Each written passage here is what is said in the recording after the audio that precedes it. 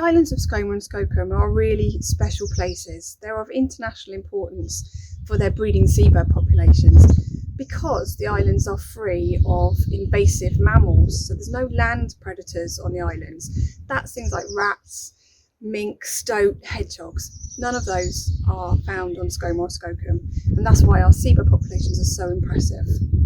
So we have some very simple rules to try and keep the islands free of predators, and they apply to all of us, staff, visitors, volunteers, everyone who visits the islands. They're pretty simple rules, and they apply to people going for the day with just a rucksack on their back, or they apply to people staying overnight, those lucky people that are staying on Skoma and Skokkum for a few nights, who might have a bit more luggage to take with them, including quite a lot of food probably. So the rules for visiting the islands, the most important one is that all your luggage is sealed. So it can be zipped or strapped or taped up, it doesn't matter, as long as it's sealed in some way so that it's nice and secure. The real big no-no for the islands is open carrier bags.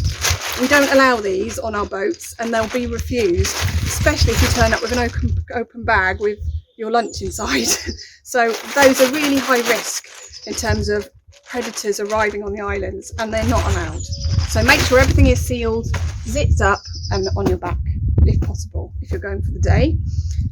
Then there are some other rules if you're packing more luggage to go to stay overnight. So make sure you pack your bags and boxes in a rodent-free place, and make sure you pack them on the day you travel. I know that's not always possible, but it's the ideal way to do it. If you can't, pack them up the night before and store them somewhere rodent-free overnight. So don't store them in your shed.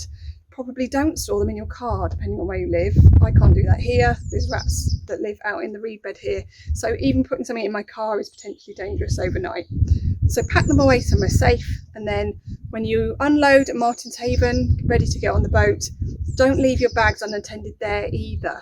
So there are rats around the area in the bay there, especially around the toilets. Don't leave your rucksack full of lunch in a ditch while you wander off onto the deer park. Keep everything secure, make sure someone's with it if you can.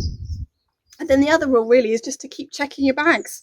So all the way through the process, check your boxes, check your bags for chew marks, for holes, for rodent droppings, anything that might make you suspicious. And if you're not sure, unpack it and pack it again. That's the safest way to deal with it. And that's it. That's the simple rules. We hope everyone will follow them, and they do.